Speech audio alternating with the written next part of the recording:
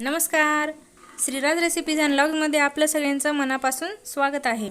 तर आज आपण एक नेहमीच्या जीवनातली अतिशय उपयुक्त अशी माहिती जाणून घेणार आहोत. आपण जेव्हा जेवण करायला सुरुवात करतो त्याच्या आधी आपण एक श्लोक बोलतो, तो म्हणजे वदनी कवळ घेता नाम घ्या श्री हरीचे, सहज हवन होते नाम घेता फुकाचे, जीवन करी जीवित्वा अन्न हे पूर्ण ब्रह्म, उदर भरण नो हे जाणे जे यज्ञ कर्म.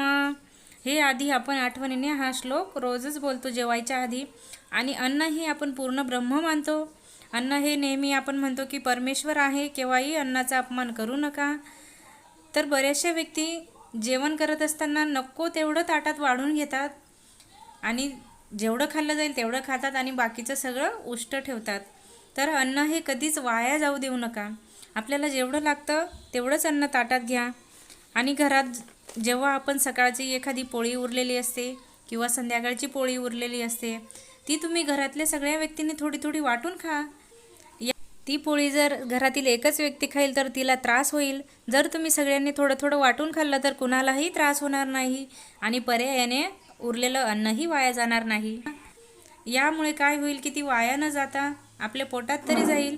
बरेचशा व्यक्ती काय म्हणतात की आम्ही सकाळचं उरलेलं खात नाही. सकाळचं उरलेलं खात नाही, मग ते उगाच वाया जाण्यापेक्षा, इकडे तिकडे फेकून देण्यापेक्षा एखाद्या गाईला खाऊ घाला किंवा एखाद्या कुत्र्याला खाऊ घाला.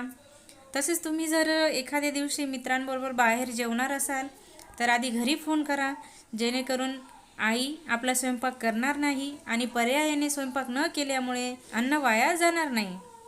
तर ही एक महत्त्वाची गोष्ट आहे. तुम्ही आधी घरी कळवा की मी जेवायला येणार नाही. तसेच उरलेले अन्न इकडे तिकडे फेकण्यापेक्षा एखाद्या लहान मुलगा आपल्याला रस्त्याने दिसतातच, बरेच बिचारे लहान मुलं उपाशी तपाशी फिरत असतात, तर त्या मुलाला द्या तुम्ही, त्यामुळे त्याचं तरी पोट भरेल.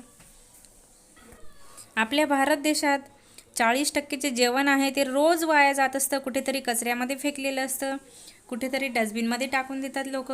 आणि यामुळे आपल्या देशातील 19 करोड लोक रोज उपाशी राहतात. बिचारे अन्नासाठी वनवन फिरतात, पण त्यांना खायला काहीही भेटत नाही.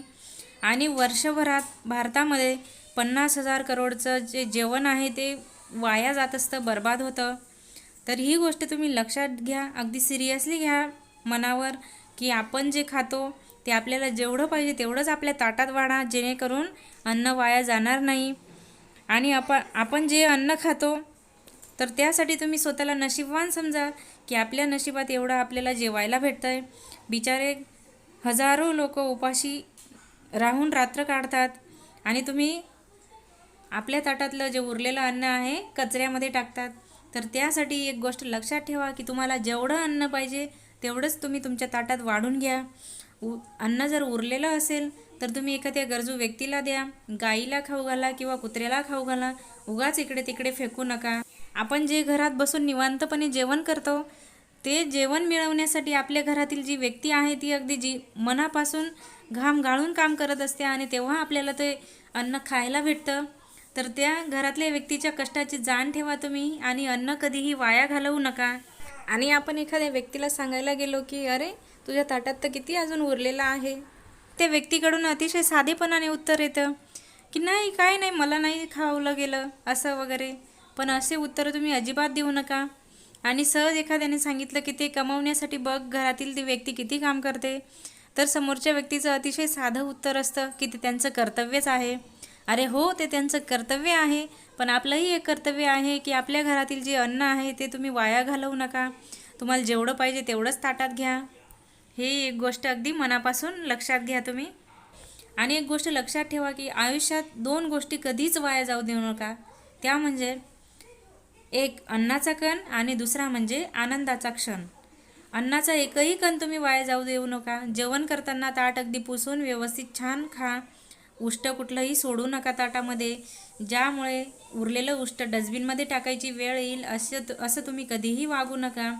आणि पोटभर जेवा आणि ताटात अजिबात उष्ट सोडू नका. जेवढं लागेल तेवढंच घ्या.